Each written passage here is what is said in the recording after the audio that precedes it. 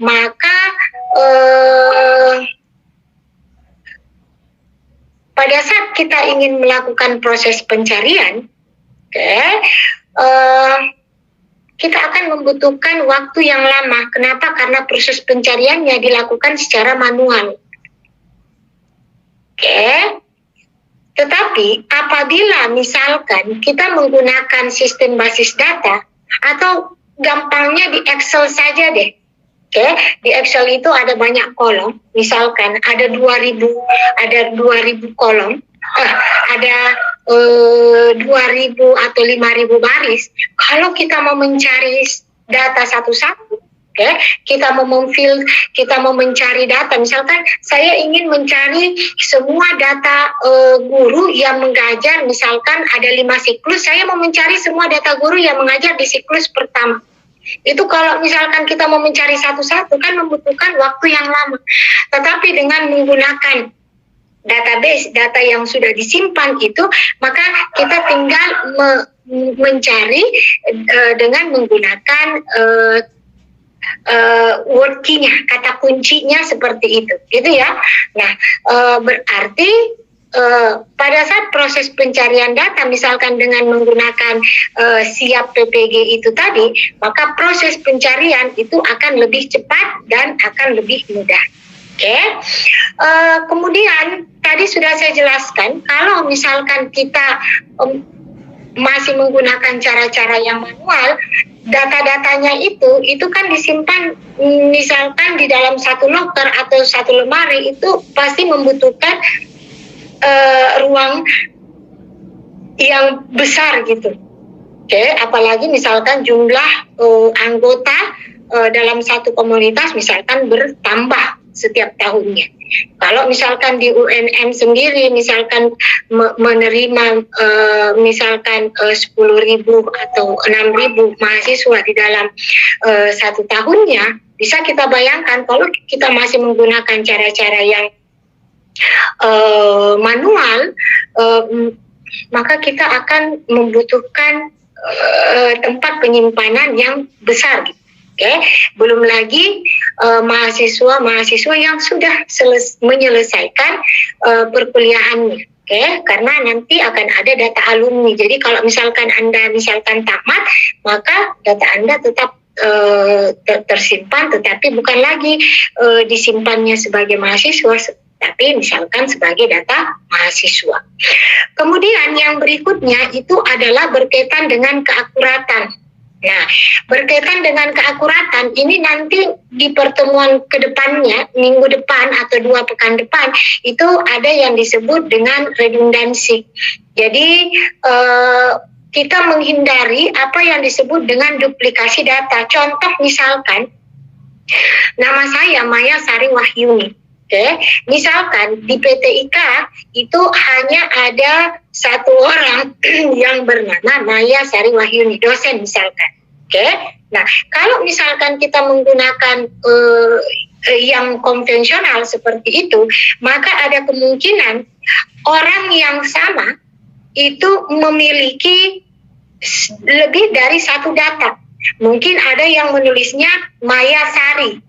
Jadi Maya Sarinya bersambung, Maya Sari spasi Wahyuni. Atau ada yang menulisnya Maya Sari saja. Ada yang menulisnya misalkan Maya spasi Sari spasi Wahyuni. Maka kalau kita menggunakan model-model database, maka itu bisa dieliminasi. Jadi proses pencarian datanya itu akan lebih efektif. Kenapa? Karena proses keakuratannya itu juga bagus. Kalau misalkan kita pergi misalkan yang ke dokter praktek atau apapun itu yang masih menggunakan sistem manual, kalau misalkan kartu saya tidak didapat, dia sudah cari karena dia menggunakan lemari-lemari, dia menggunakan kartu-kartu manual itu kalau hilang, dia tidak sudah lama dicari, akhirnya apa? Dia akan membuat kartu manual yang baru. Sehingga yang terjadi adalah medical history dari seorang pasien itu tidak utuh terlihat. Kenapa? Karena terpotong oleh bagian yang lainnya yang tidak ditemukan. Nah, tujuan daripada basis data itu adalah untuk menghindari hal-hal seperti itu, salah satunya. Sehingga proses keakuratan dari satu objek atau satu individu itu bisa didapat dengan detail gitu. Kemudian yang berikutnya adalah berkaitan dengan ketersediaan. Jadi kalau ketersediaan itu dimanapun, kapanpun, ya, yang penting ada koneksi internet, gitu, maka kita bisa login masuk untuk melihat data apa yang kita butuhkan, login masuk untuk melakukan proses-proses yang kita inginkan. Saya kira sekarang kuota internet, pulsa HP itu adalah merupakan satu sudah masuk ke dalam kebutuhan primer. Lebih baik mungkin kita tidak makan siang daripada kita tidak memiliki kuota internet.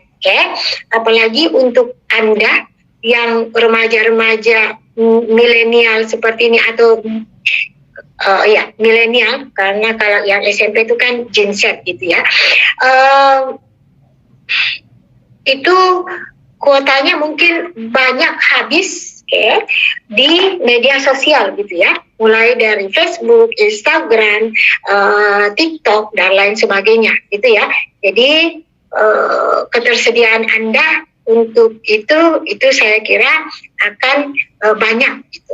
Kemudian yang berikutnya itu adalah kelengkapan. Jadi tadi saya katakan kelengkapan datanya itu akan penting. Kenapa? Karena datanya utuh disimpan di dalam satu tempat yang kita dipaksa oleh sistem untuk menyimpan data yang sama itu tidak di dalam dua objek yang berbeda. Seperti tadi saya katakan, misalkan di PT IKA ada dosen yang bernama Maya Spasi Wahyuni, maka kita mencarinya, proses pencariannya itu bukan berdasarkan namanya, tetapi berdasarkan data-data yang unik. Itu juga akan kita bahas. Jadi kita mencari datanya itu berdasarkan NIP-nya, nomor induk kepegawaiannya, ya. Jadi pada saat kita mencari NIP-nya itu, maka otomatis namanya juga atau informasi yang berkaitan dengan itu akan muncul. Jadi proses penginputannya, proses pencariannya, proses pengeditannya itu kita melakukan proses pencarian berdasarkan data-data yang unik. Jadi kalau misalkan saya mau mencari data Anda, saya tidak mencari berdasarkan nama Anda misalkan, tapi saya mencari berdasarkan nomor induk kemahasiswaan Anda, NIM Anda gitu. Karena di UNM tidak ada satupun mahasiswa yang memiliki NIM yang sama. Pengkodean NIM itu sudah disusun sedemikian rupa gitu, mulai dari data angkatan, kemudian kode untuk fakultas, kode untuk jurusan, dan 3 digit di belakang itu adalah pengkodean untuk nomor urut di prodi Anda masing-masing. Kemudian yang berikutnya itu adalah berkaitan dengan keamanan, gitu ya. Tetapi untuk keamanan di sini yang kita lihat itu adalah keamanan secara non fisik. Jadi keamanan secara fisik. Kalau misalkan keamanan secara fisik, misalkan terjadi banjir, kita tidak bisa minta gitu ya, kemudian terendam gitu, atau ada yang bocor. Mungkin sekarang untuk mengantisipasi itu sudah di awal dilakukan, kita tidak pernah memasang server tempat untuk menyimpan data-data yang penting itu berada di lantai 1. Oke, untuk menghindari misalkan terjadinya banjir yang tidak bisa kita duga-duga datanya. Oke, jadi dia biasanya dikasih di tempat-tempat yang tinggi gitu. Jadi berkaitan dengan keamanan fisik, misalkan menghindari terjadinya banjir atau menghindari misalkan gempa bumi, sekarang kita sudah diberikan akses untuk menyimpan data secara cloud, sehingga itu makin meminimalisir terjadinya kerusakan secara fisik. Kalau secara non fisik ini masih terus terjadi sampai hari ini. Kenapa? Karena ini berkaitan dengan keamanan data. Jadi orang-orang masih berusaha untuk mencari celah, mendapatkan data-data yang krudensial. Anda ingat kemarin, disinyalir data-data berkaitan dengan data BPJS kita, data-data data-data kependudukan kita itu diperjualbelikan, sehingga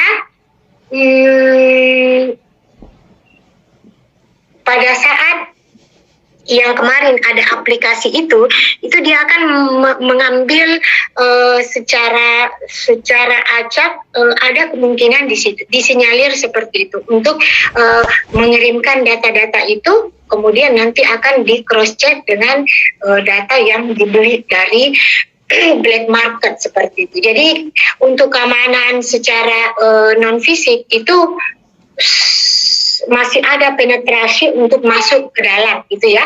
Keamanan yang di sini itu adalah keamanan yang diminimalisir, keamanan yang berkaitan secara fisik. Meskipun keamanan yang non fisiknya itu juga tetap menjadi perhatian kita gitu. Kemudian yang berikutnya adalah kebersamaan pemakai. Artinya apa? Data-data yang disimpan di dalam database itu bisa diakses oleh lebih daripada satu orang. Tergantung dari kepentingannya gitu. Kalau misalkan di sistem informasi akademik, di SIA kita itu ada misalkan sistem informasi akademik, misalkan salah satu contohnya gitu. Nah, di sistem informasi akademik saja misalkan itu dibagi atas 3 bagian gitu. Yang pertama itu adalah super admin, kemudian yang kedua adalah dosen, dan yang ketiga adalah mahasiswa. Nah, mahasiswa itu hanya bisa mengakses data-data yang berkaitan dengan dirinya dia. Sama dengan misalkan data dosen itu yang bisa dia akses adalah data-data yang berkaitan dengan datanya dia. Jadi kalau misalkan saya sebagai dosen yang bisa saya akses itu adalah data yang berkaitan dengan nilai saya. Misalkan saya mau melakukan penginputan nilai, maka yang bisa saya input, yang bisa saya modifikasi, yang bisa saya rubah nilainya itu adalah mata kuliah yang saya ampu di semester tersebut. Kemudian yang bisa saya approve itu adalah nama-nama mahasiswa yang sudah menjadi anak wali saya. Jadi saya sebagai dosen PA. Tetapi pada saat saya berfungsi sebagai admin, maka saya bisa melakukan penambahan mata kuliah, pengkodean untuk mata kuliah, kemudian pengkodean untuk pemasukan daftar mahasiswa di dalam kelasnya, bisa melakukan penginputan mahasiswa berdasarkan jurusannya. Jadi kalau misalkan saya di PPG itu, di prodi PPG itu memiliki hak akses untuk melakukan penginputan mata kuliah, penginputan mahasiswa yang sudah membayar, kemudian penginputan nama untuk masuk ke dalam kelasnya masing-masing. Jadi artinya apa? Kalau misalkan kita sudah melakukan pembagian itu, maka misal di dalam satu mata kuliah ini itu ada 2 dosen, maka mata kuliah itu bisa diakses oleh lebih dari satu pemakai. Kalau di Anda contohnya itu adalah satu mata kuliah itu diakses oleh lebih dari satu orang. Mungkin ada yang kalau di PTIK mungkin karena kelasnya besar itu bisa 20-an ke atas dalam satu mata kuliah. Oke? Jadi kebersamaan pemakai. Tetapi saya itu misalkan tidak bisa mengakses misalkan data alumni, saya tidak bisa mengakses misalkan data kepegawaian, karena semuanya sudah dibagikan berdasarkan kepentingannya, berdasarkan tupoksi dari tanggung jawabnya seperti itu. Jadi itu adalah tujuan daripada basis data, ya. Kemudian yang berikutnya itu adalah berkaitan dengan ini proses informasi. Jadi pada saat ada mahasiswa, misalkan mahasiswa baru yang sudah mendaftar, yang sudah membayar, kemudian data-data mentah itu kemudian akan dimasukkan ke dalam sistem untuk dilakukan proses. Jadi kalau misalkan setelah dilakukan proses akan ada informasi yang akan dikirim ke mahasiswa maba tersebut untuk memverifikasi, yang menginformasikan bahwa Anda sudah terkonfirmasi. Ada informasi bahwa Anda sudah melakukan proses pembayaran, akan ada langkah-langkahnya. Kalau misalkan Anda sebagai mahasiswa yang sedang menjalani proses perkuliahan, maka nanti setelah Anda melakukan proses KRS-an, proses registrasi untuk setiap semester itu, Anda sudah melakukan proses konfirmasi pembayaran, maka nanti Anda akan melihat informasinya, itu Anda akan ditempatkan di kelas-kelas mana saja. Jadi akan ada informasi yang berkaitan dengan data Anda. Nah, artinya apa? Artinya data-data yang mentah itu tadi itu akan diolah oleh sistem untuk diproses dan menjadikan informasi. Informasi adalah data yang sudah diolah sedemikian rupa yang memiliki makna tertentu bagi orang yang membutuhkannya, bagi orang yang membacanya. Kenapa? Karena ada kemungkinan hasil dari proses itu bukan merupakan informasi bagi orang yang lain. Jadi misalkan ada data, kemudian data itu diproses, kemudian akan menjadi sesuatu. Pada saat orang lain itu misalkan orang yang berada, orang yang bekerja di tempat lain itu mengatakan dia mendapatkan selebaran itu misalkan, itu dia menganggap, aduh ini cuman bukan merupakan informasi bagi saya. Tetapi pada saat informasi itu tepat, data yang diolah itu tepat sasaran, maka itulah yang disebut dengan informasi begitu.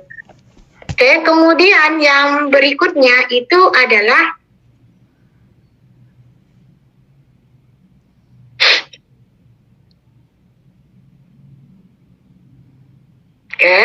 kemudian yang berikutnya itu kita lihat, ini adalah definisi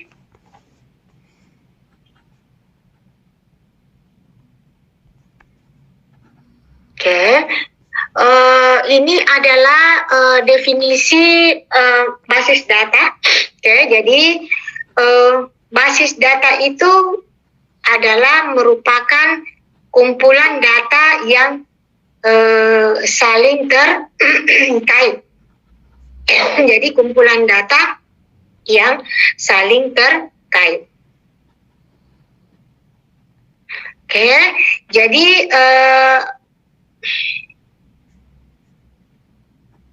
Apakah saya sudah menginstal ya? Kenapa saya selalu lupa? Tunggu sebentar. Duh.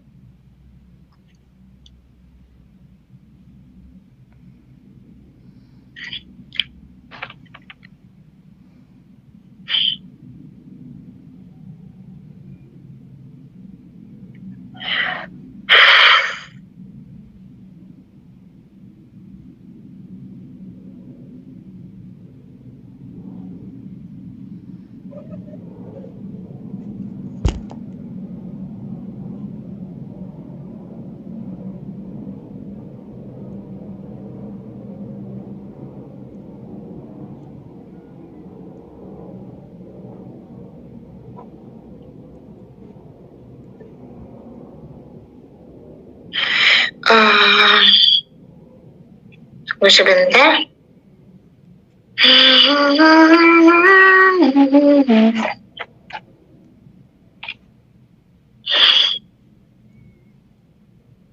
Oke.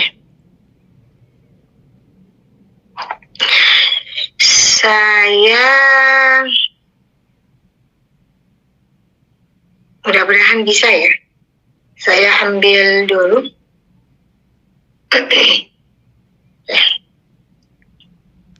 Aduh. Saya tutup dulu. Mudah-mudahan bisa.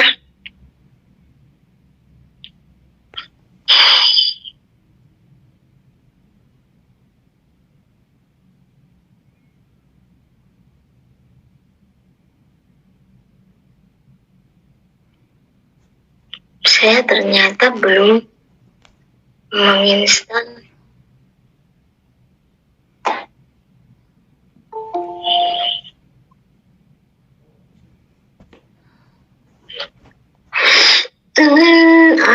Padahal kemarin saya sudah membeli.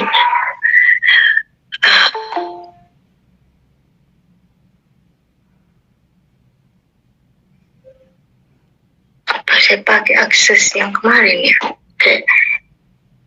Berarti saya belum. Jadi sebenarnya ada yang saya mau perlihatkan kepada Anda gitu ya, tapi belum bisa di sini. Oke, jadi definisi basis data itu adalah seperti ini. Jadi antara satu bagian dengan bagian yang lainnya itu saling berkorelasi. Tunggu sebentar, saya lihat dulu.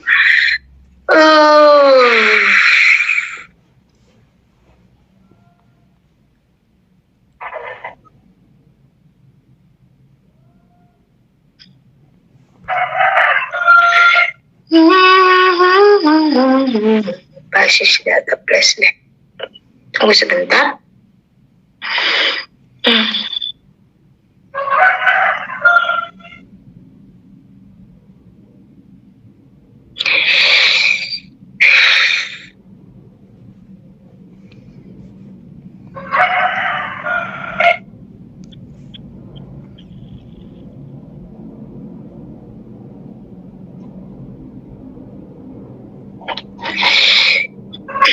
Oke.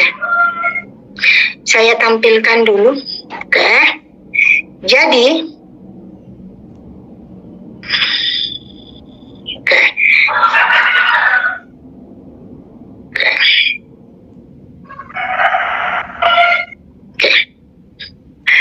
Jadi kita lihat tadi dikatakan basis data itu adalah kumpulan data yang saling terkait. Jadi kalau misalkan kita lihat di sini, ini secara praktikumnya ya. Jadi kalau misalkan di dalam satu sistem itu ada yang disebut kalau pada saat kita melakukan perancangan itu ini yang disebut dengan tabel.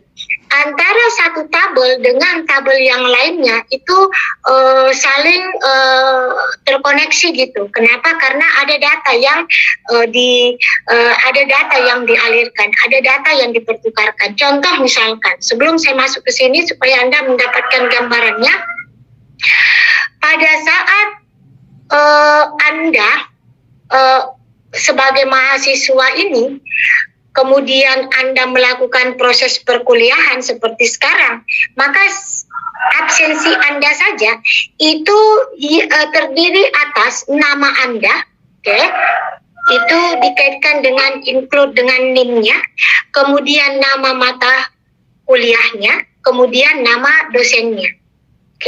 Sehingga Anda misalkan bisa masuk tuh ke mata kuliahnya, kemudian Anda bisa masuk ke dosennya, nanti dosennya akan melihat ini apakah dia ada di kelas mana saja gitu ya, sesuai dengan kelas yang diajar. Nah, artinya apa? Artinya pada saat kita mau membuat misalkan absensi itu saja, maka kita membutuhkan satu tabel.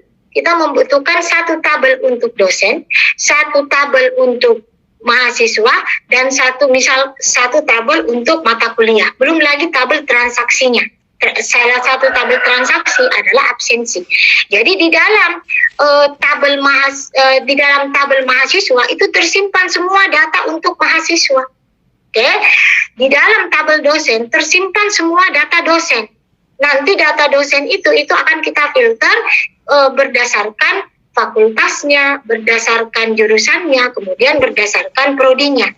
Tetapi pada saat kita melakukan proses penginputan, tabelnya itu disimpan di dalam tabel dosen.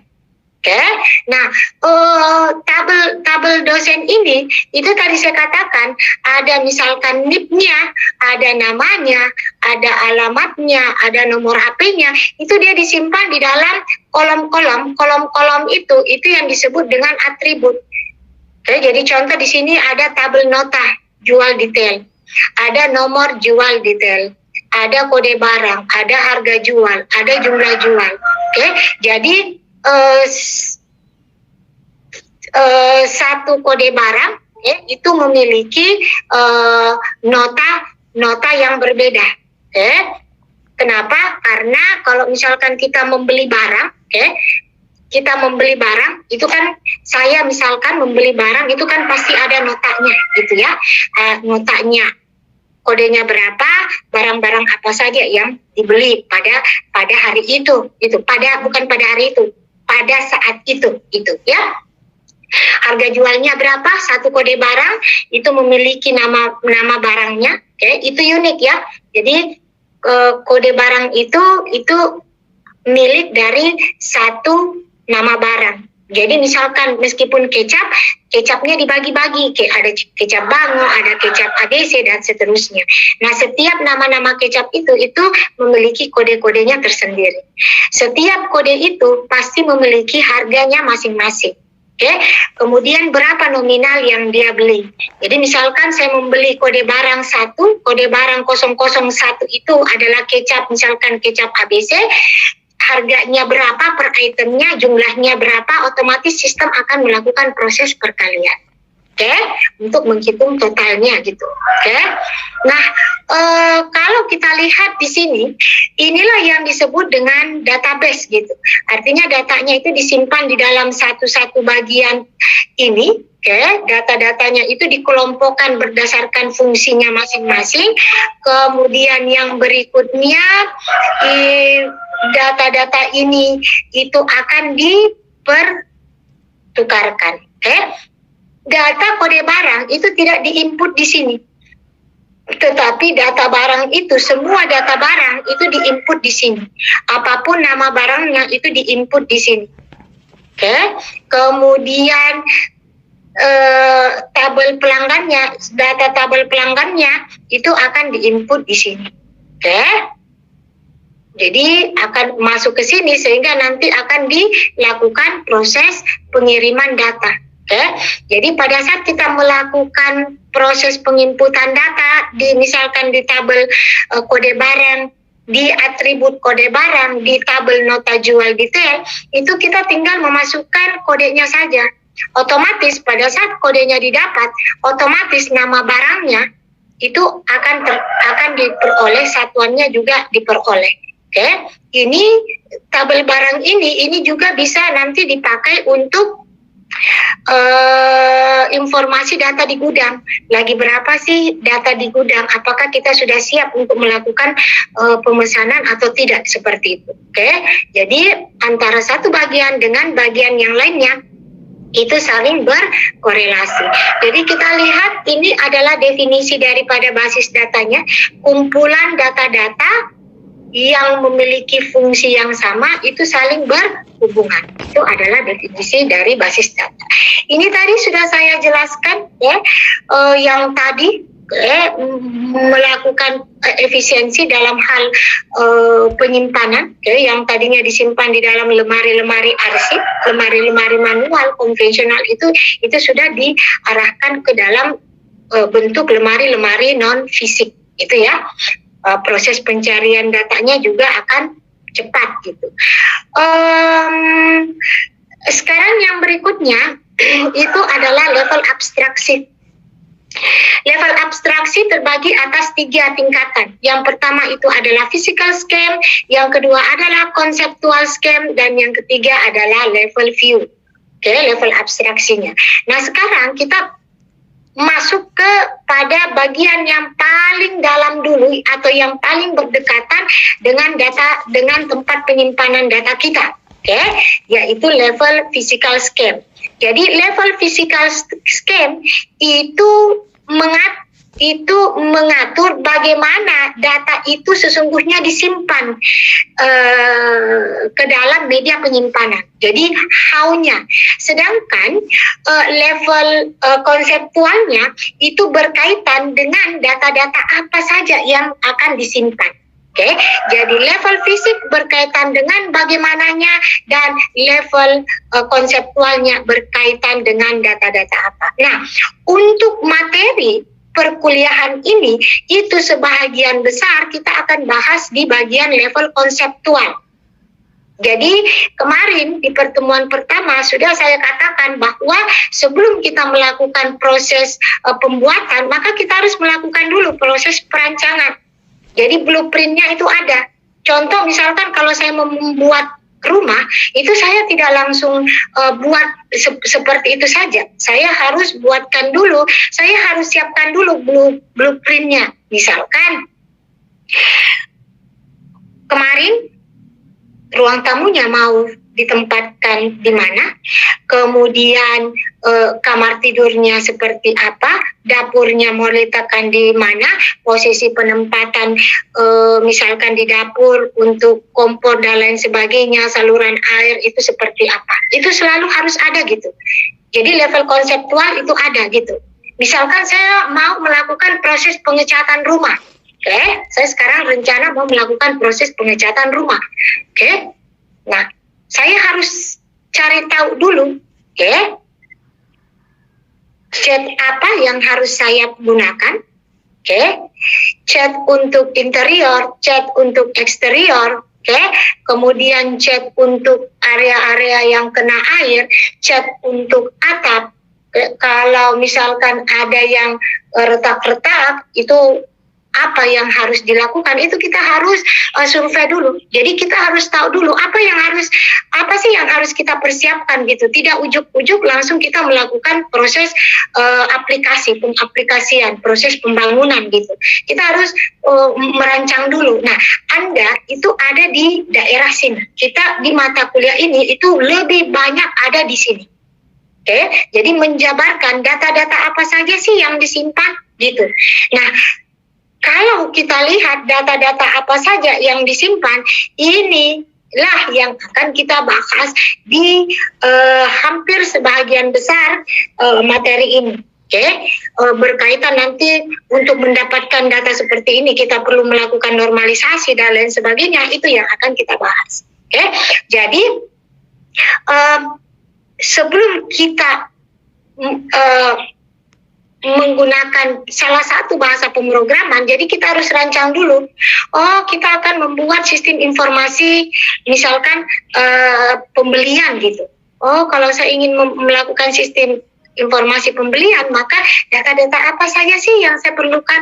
Oh, saya harus mengetahui, karena kalau saya pergi ke kasir, dia butuhkan barang.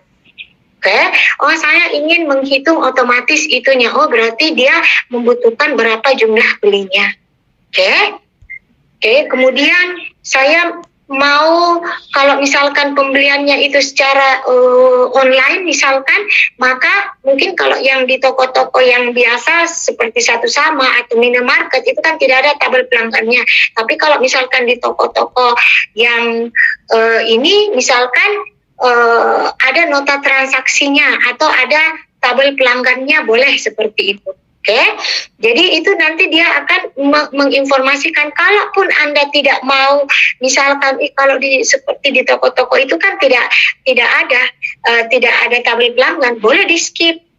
Tinggal masukkan saja nomor notanya gitu. Nomor notanya nanti maunya seperti apa? Oh nomor notanya saya tidak perlu lagi masukkan. Otomatis sistem yang akan mengenerate sendiri dengan menambahkan satu digit terakhir pada saat ada pelanggan yang saya layani berikutnya. Otomatis tergenerate. Kecuali kalau misalkan sistem informasi untuk laboratorium. Kalau sistem informasi untuk laboratorium itu harus jelas, harus ada kode pelanggan, kode pelanggannya. Pada saat kita mendapatkan kode pelanggan, maka otomatis nama, alamat, telepon, kota dari kode pelanggan tersebut itu akan diperoleh. Itulah kenapa tadi tujuan daripada basis data salah satunya berkaitan dengan keakuratan. Kenapa? Karena tadi sudah saya katakan satu kode pelanggan itu harus dibuat unik gitu. Oke, satu kode pelanggan itu harus dibuat unik. Oke, tunggu sebentar.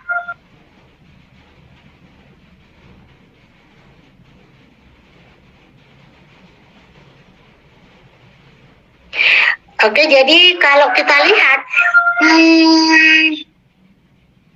kalau tampilannya tidak kelihatan, saya diinformasikan gitu ya. Oke, jadi nanti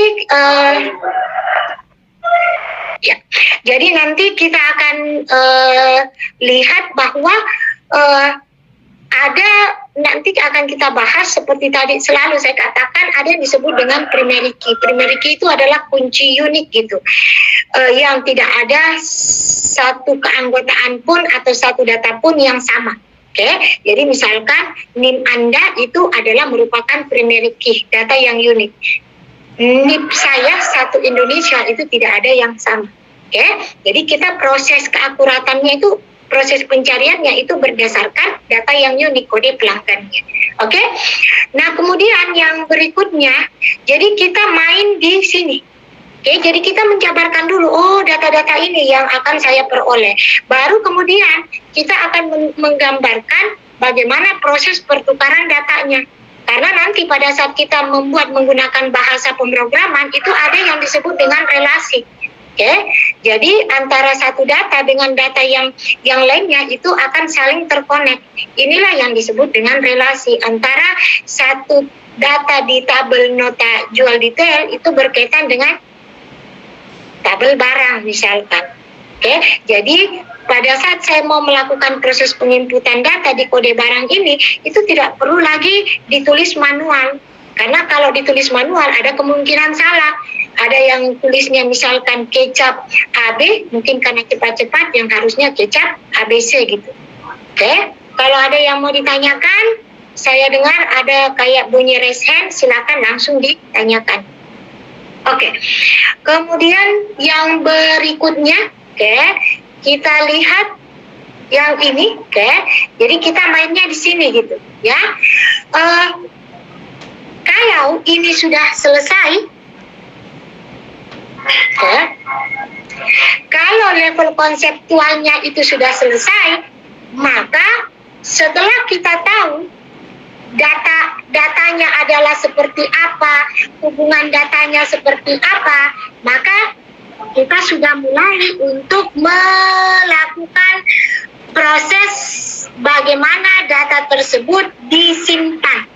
Itulah saatnya kita menggunakan bahasa pemrograman. Nah, bahasa pemrograman itu banyak, tapi kita menggunakan nanti mungkin pengantar adalah dengan menggunakan PHP. Oke, tetapi bukan pemberi halaman palsu.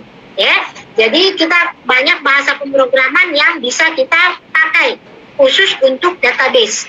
Oke, jadi ini nanti akan dijelaskan tidak secara rinci, tetapi hanya bagian pengenalannya saja. Oke, kemudian bagian yang paling terakhir itu adalah level view. Jadi kalau level view itu adalah level yang paling atas. Kalau level yang paling atas itu sama seperti saya, pemakai. Anda pemakai untuk siap UNM.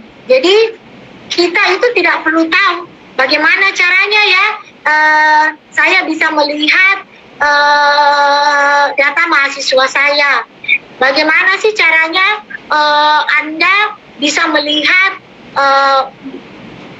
mata kuliah Anda gitu. Bagaimana sih caranya Anda bisa melakukan KRS? Itu level penampakan. Bagaimana sih caranya orang yang di kasir atau apa itu bisa bisa tampilannya seperti itu. Itu kita tidak memikirkan itu. Kalau kita berada pada level view, ya. Yang penting adalah semua tools yang ada itu kita bisa gunakan. Itu ya untuk level view-nya. Nah, sampai di sini ada yang mau ditanyakan? Wahyuni, ada yang mau ditanyakan? Saya Bu.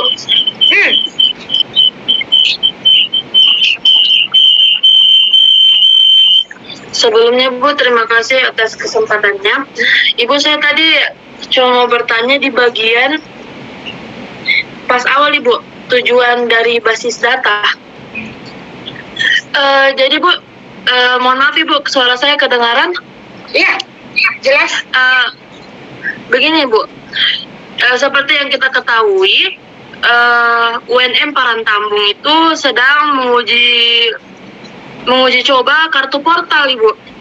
Nah, tadi kan Ibu bilang ada yang kartu yang bisa hilang. Kalau kan kita pakai kartu portal, dia bisa hilang dan bisa rusak dan harus, kalau misalnya itu terjadi, kita harus membuat ulang. Ya, dan tujuan basis data, di mana kita ketahui kartu portal ini diusulkan oleh salah satu mahasiswa Tekom atau saya kurang tahu. Tujuan dari basis data adalah keakuratan. Jadi kayak menghindari hal-hal seperti itu, seperti yang Ibu bilang tadi. Apakah kartu portal ini tidak menggunakan basis data, Ibu? Maksudnya tidak menggunakan? Iya, pakai. Jadi begini. Pada saat Anda melakukan proses pembuatan kartu itu data Anda, data dari kartu itu sudah dimasukkan ke dalam basis data. Ya, jadi maksudnya bukan kartunya, tetapi informasi dari kartu itu sudah dimasukkan ke dalam basis data. Jadi di dalam kartu portal itu akan ada kode Anda, kode portalnya. Pada saat kartu itu Anda masukkan, Anda baca di sensor itu, maka sensor itu akan meneruskannya ke dalam sistem untuk dicocokkan apakah benar yang si punya kartu ini gitu. Karena ada kemungkinan begini. Kalau misalkan kan kartu itu kan bisa diduplikasi. Iya kan? Kita bisa buat gitu. Nah, kalau informasi dari kartu itu tidak connect ke dalam basis data, maka kartu itu tidak memiliki fungsinya apa-apa gitu. Jadi kartu itu nanti orang yang di bagian loket harus ada lagi orang yang mengawasi untuk memverifikasi kartu Anda secara manual. Jadi tujuan daripada pembuatan kartu itu kan yang pertama supaya untuk mempercepat proses masuk keluarnya orang-orang yang memang memiliki hak di situ untuk bisa masuk seperti itu. Nah, pada saat kartu itu dibaca, maka ada sensor yang akan membaca itu data itulah yang akan dikirim. Jadi sama seperti KTP. Bukan, sama seperti kartu ATM. Oke, pada saat saya memasukkan kartu ATM itu, maka kartu ATM itu kan ada chipnya di dalam situ, ya kan? Itu yang akan mengirimkan datanya itu untuk dibaca gitu.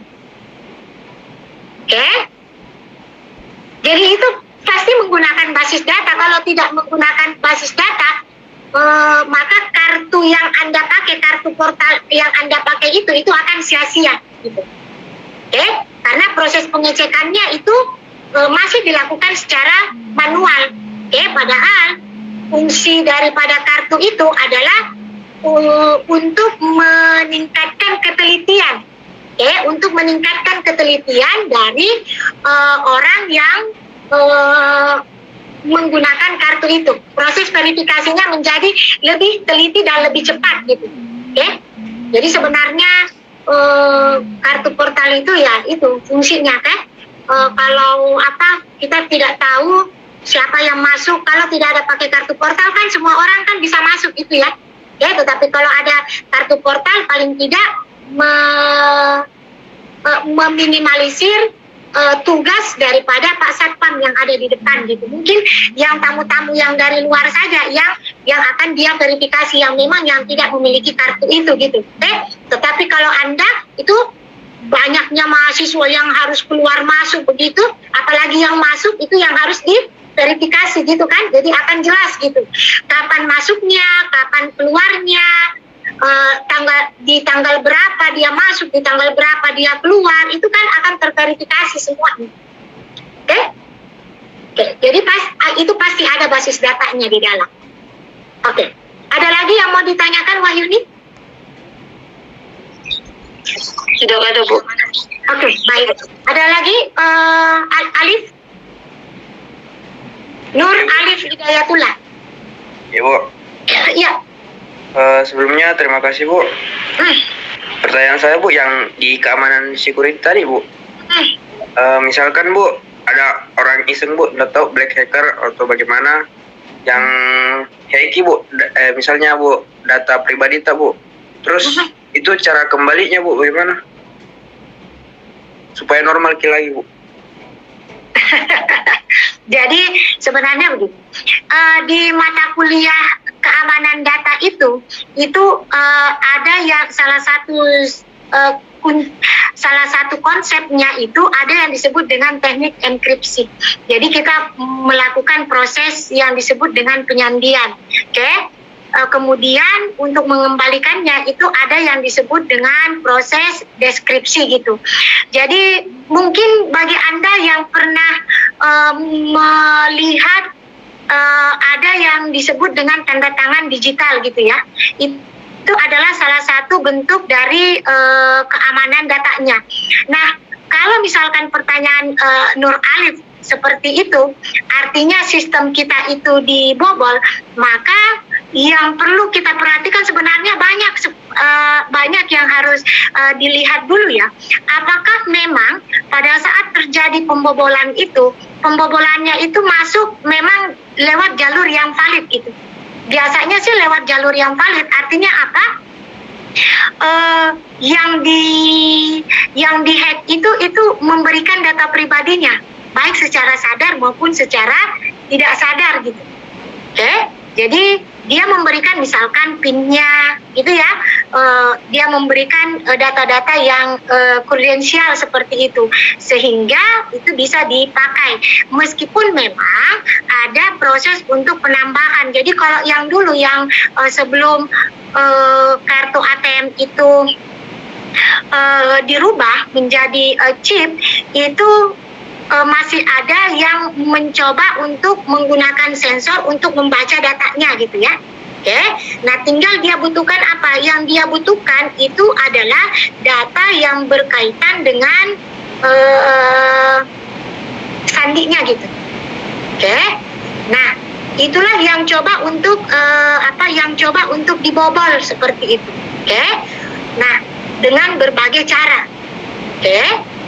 Kalau misalkan sekarang kita lebih banyak pakai misalkan m-banking, maka dia bisa masuk ke WA, ya, dia pakai yang aplikasi APK yang seperti yang kemarin yang lagi booming seperti itu gitu. Tetapi itu nanti akan kita cari sebenarnya itu pekerjaan daripada back end gitu. Orang yang bekerja di bagian back end untuk melihat sistem sekuritasnya itu jebolnya nanti dia di mana gitu. Oke. Tetapi makanya saya selalu mengatakan untuk masalah keamanan jaringan, kalau saya mengajar itu kita tidak bisa dengan gumawa begitu mengatakan bahwa sistem yang saya bangun, sistem yang kita rancang itu aman 100%. Semakin kita mengatakan bahwa sistem kita itu aman 100%, maka semakin orang mau tahu seberapa aman sih datanya seperti itu. Gitu ya. Oke. Jadi itu tetapi meskipun makanya memang orang yang di bagian keamanan itu kadang-kadang santai, kadang-kadang tidak gitu ya. Karena ada saja dalam setiap waktu tertentu itu orang mau mencari data-data yang penting di situ. Jadi sistem sekuritasnya itu harus berlapis begitu. Ada berbagai macam model enkripsi, mulai dari yang 1 atau 2 kata kunci itu biasa orang memberikan sistem keamanan yang berlapis gitu, okay? Untuk menghindari itu gitu. Okay? Jadi itu pekerjaan yang berat gitu. Ada lagi yang mau ditanyakan? Tidak, Bu. Makasih, Bu. Oke. Ada lagi? Oke, Aidil. Ya, Bu. Makasih, Bu. Aidil Febriansyah. Kau lahir di bulan Februari? Iya, Bu. Tanggal berapa? 2, Bu. Lewat nih. Oke. Di matkul ini bakal coding orang ini, Bu? Pengantar saja. Pengantar biasanya kalau saya setelah paruh kedua. Jadi paruh pertama itu kita betul-betul sampai dengan setengah paruh kedua itu kita fokus ke perancangan. Nanti setelah itu baru kemudian kita akan membahas introduction mengenai bahasa pemrogramannya. Yang kita pakai terserah dari dosennya, tapi biasanya yang dipakai itu adalah PHP. Oh iya, Bu. Makasih, Bu. Iya. Begini, kenapa perancangan? Mungkin di kelas ini sudah saya jelaskan. Kadang-kadang kalau saya kadang-kadang kalau saya menjadi penguji atau pembimbing di satu tugas akhir mahasiswa, itu antara perancangan dengan apa yang hasil perancangannya itu lari, tidak ada yang kena gitu. Oke?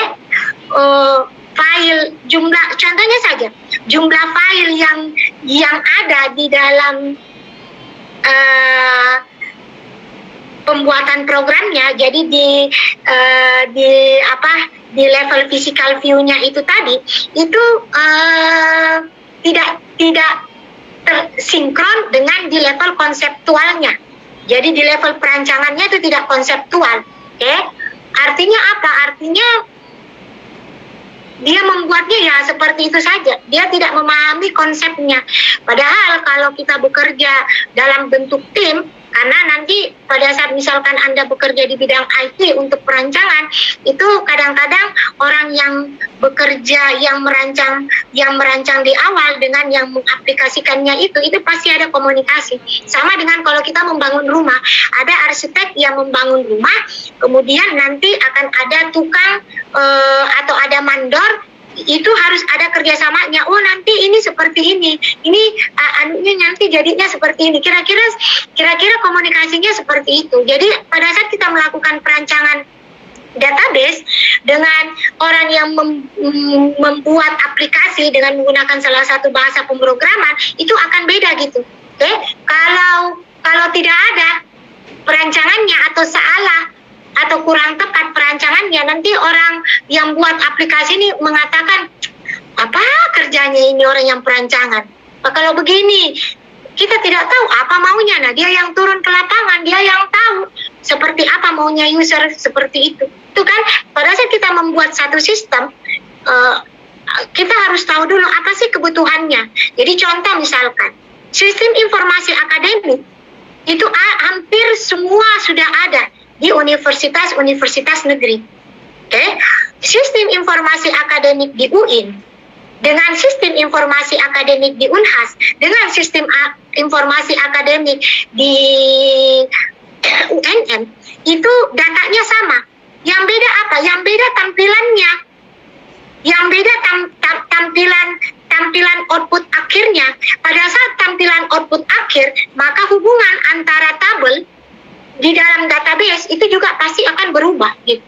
Akan berbeda. Saya sudah pernah melihat sistem informasinya UIN, sistem informasinya proses KRS-annya di Unhas, kemudian di UNM itu beda tampilannya. Data pasti sama, pasti ada data mahasiswa, pasti ada data dosen, pasti ada data KRS.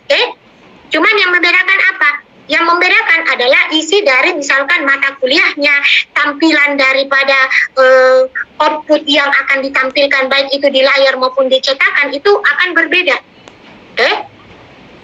Saya maunya misalkan universitas A, saya maunya yang modelnya seperti ini, saya tidak suka yang seperti itu. Itu kurang tepat untuk diaplikasikan di universitas saya. Mungkin seperti itu. Jadi data bisa hampir sama, tetapi yang itu tadi yang saya katakan koneksi atau hubungan antara ini, antar data ini itu yang akan berbeda. Antara satu institusi dengan institusi yang lainnya. Ada mungkin datanya sama seperti itu. Ada lagi yang mau ditanyakan? Fadhil Hani, Muhammad Fadhil Hani. Silakan. Jangan dulu, Alif dulu. Ada yang mau dikonfirmasi ulang berkaitan dengan tadi? Tidak, Bu. Oke, baik. Fadhil Hani, silakan. Terima kasih, Bu, atas kesempatan yang diberikan. Iya. Saya kan mau tanya tentang tujuan basis data tadi itu kan kecepatan dan kemudahan tuh, Bu. Yang pertanyaan saya tuh gimana ngatasinnya kalau soal server yang down gitu, Bu? Oke, jadi sebentar ya.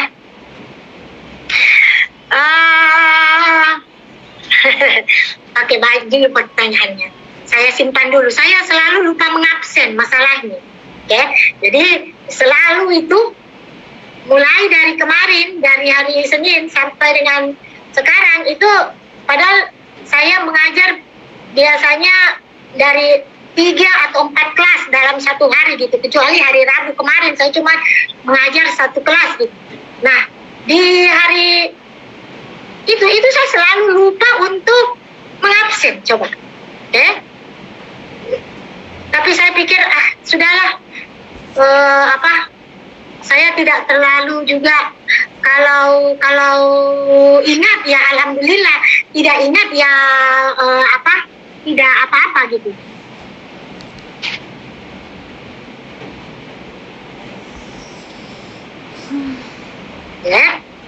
Sabar, saya absensi dulu. Kita ambil foto selfie. Saya termasuk orang yang agak tidak terlalu suka selfie gitu.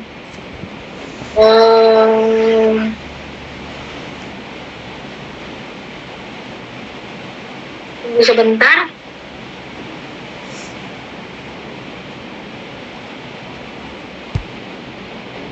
Kelas E ini ya?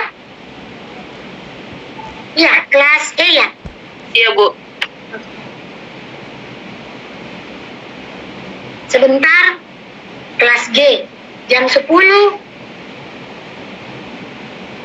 saya mengajar mata kuliah lain lagi. Kenapa? Apakah yang terjadi? Absensi.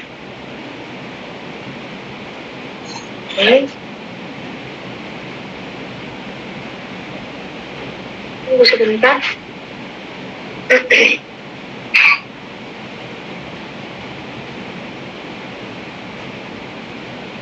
Kenapa apa kayak?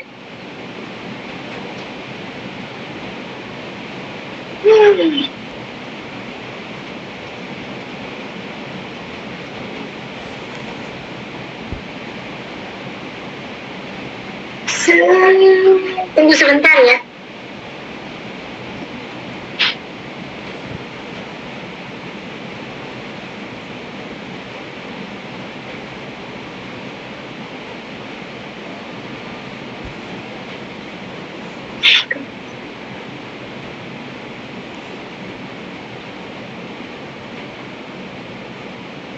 Oke, baik. Apa tadi pertanyaannya? Ulangi.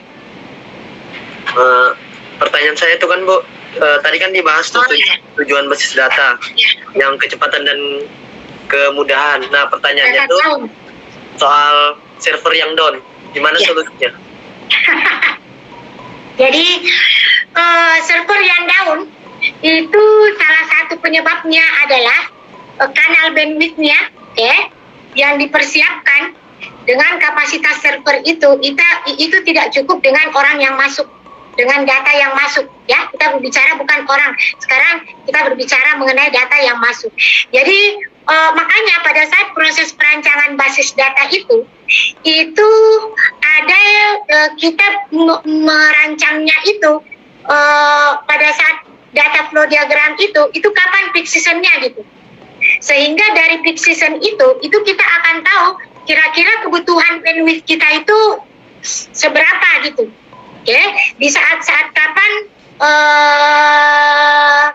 itu bisa dalam bentuk peak season gitu. Nah, mungkin biasanya kalau misalkan kita menganggap bahwa itu tidak terlalu krusial, dibanding dengan kita menyiapkan bandwidth yang besar, yang hanya dipakai 1 atau 2 kali seperti itu, karena untuk penyiapan itu kan pasti berkaitan dengan dana gitu ya.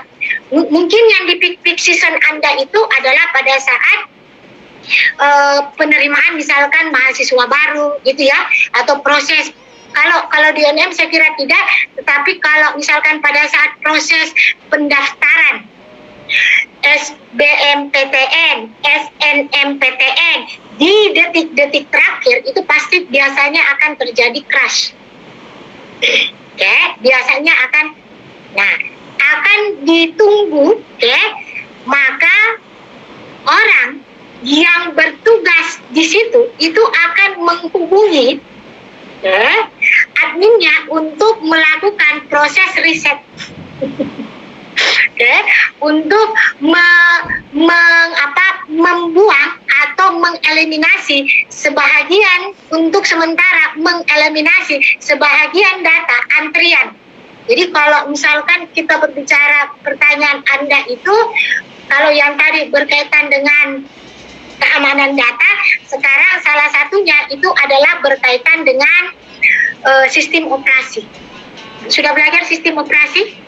Di sistem operasi itu ada yang disebut dengan model antrian. Ada yang queue, ada yang stack. Kalau yang stack itu kan dalam bentuk tumpukan seperti itu. Jadi yang paling atas dulu yang dikerja, baru yang paling bawah. Tapi kalau itu hanya kondisi-kondisi tertentu saja. Kenapa? Karena nanti orang bisa marah gitu. Masa dia yang terakhir masuk, dia yang terakhir, kemudian dia yang duluan yang dilayani. Yang biasa kita pakai itu adalah untuk menghindari itu untuk menghindari down di server adalah dengan mengatur queue-nya, antrian yang masuk ke kanal bandwidth-nya. Itu lapisan pertama kita gitu. Jadi kalau misalkan apakah nanti kita akan mengaturnya misalkan per kapasitas, per lebarnya itu, kemudian apakah kita akan mengaturnya itu misalkan per jumlah kotanya, itu di riset operasi. Tetapi kadang-kadang di lapangan itu masih bisa jebol. jadi seperti air bah yang masuk itu. Meringsek masuk apabila terjadi antrian itu. Nah, itu adalah fungsi daripada bagian sekuritasnya untuk mengatur itu, menghilangkan bagian-bagian yang sudah terlanjur masuk untuk mulai login lagi, tetapi sambil akan diawasi pergerakannya untuk dilakukan pemotongan. Oke. Nah, itu yang pertama. Yang kedua, bisa berkaitan dengan kapasitas daripada servernya untuk menghandle itu gitu. Ya, cuman perlu diingat bahwa semakin bagus kualitas server, maka semakin bagus juga harganya. Oke.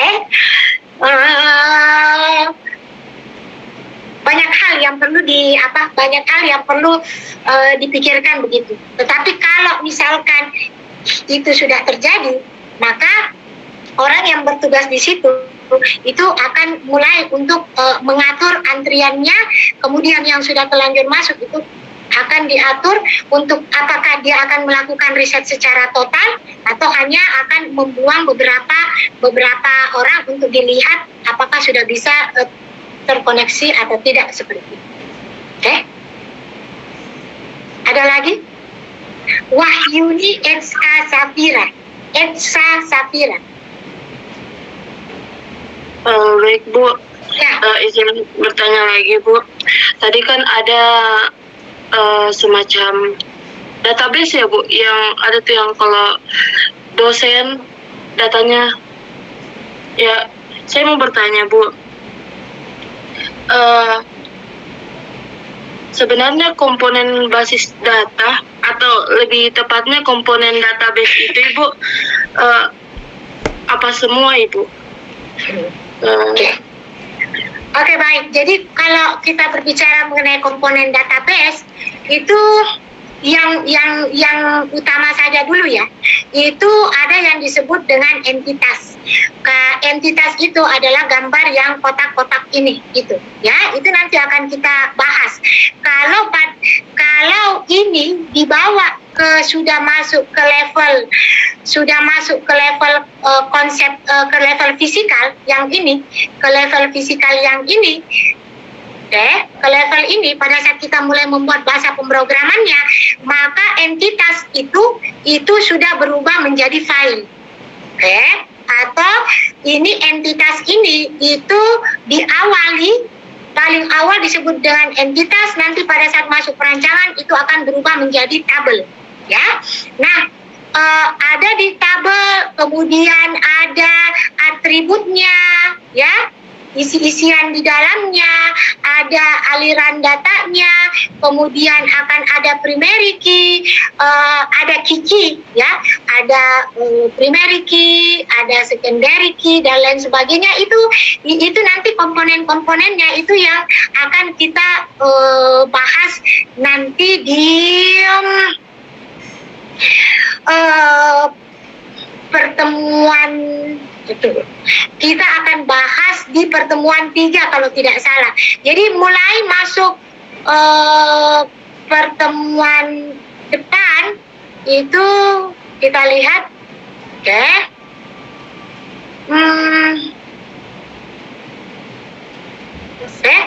Jadi kalau saya tampilkan datanya, tunggu sebentar. Ijlal, ujian.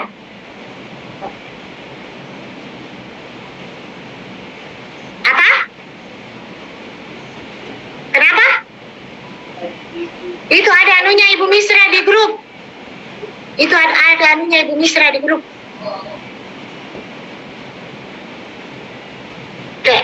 Jadi kalau kita lihat ini nanti pertemuan 3 dan 4 itu nanti kita sudah masuk ke dalam perancangannya gitu ya, perancangan konseptualnya gitu. Oke, tapi untuk pertemuan 3 itu baru pertama gitu ya, baru di awal, kemudian nanti kita sudah mulai masuk ke dalam komponen-komponennya ini ya. Ini akan kita bahas sampai lengkap karena atribut juga ada beberapa macam. Kemudian relasi kardinalitas itu kita akan mulai bahas gitu. Ini pertemuan 34. Kemudian pertemuan yang kelima ya, itu kita mulai masuk ke bagian yang lebih dalamnya, bagaimana supaya itu tadi redundansi keakuratannya itu bisa tercapai gitu. Ini yang akan kita bahas. Nanti kita akan melakukan diskusi yang panjang. Saya senang dengan kelas ini. Kenapa? Karena banyak yang ingin diketahui gitu. Meskipun ini cuma 29 slide, tetapi kadang-kadang ini saya potong gitu. Kenapa? Karena saya hanya tahan untuk melakukan diskusi itu, ceramah untuk saya berbicara itu hanya 1 jam saja gitu. Setelah itu saya sudah capek gitu untuk nanti kita tinggal diskusi gitu, yang pentingnya. Jadi itu yang akan kita bahas, komponen-komponennya. Tenang saja, kita akan membahasnya step by step. Kita step by step. Saya lebih senang kita step by step, Kalau terlalu ini nanti bingung gitu arahnya. Kita akan mempelajarinya secara tepat sampai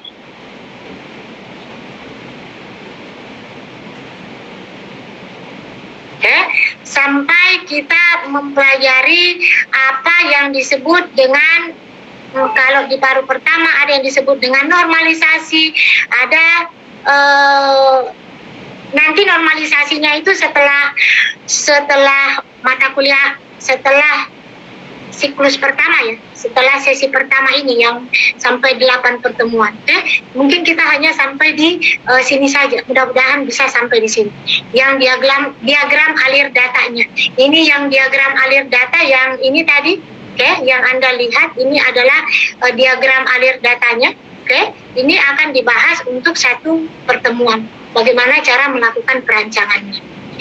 Itu diagram alir datanya ini kelihatan di level konteksnya. Ini adalah level konteks. Itu isinya di dalam itu juga harus digambarkan sebagaimana seperti ini. Untuk DFD level-level yang di bawahnya gitu. Ada lagi yang mau ditanyakan? Tidak ada? Oke, baik. Jumlah mahasiswa yang masuk hari ini itu adalah 29 orang. Baik, saya mulai untuk melakukan absensi ya. Yang pertama Andi Isratul Hairia Ahmad Y.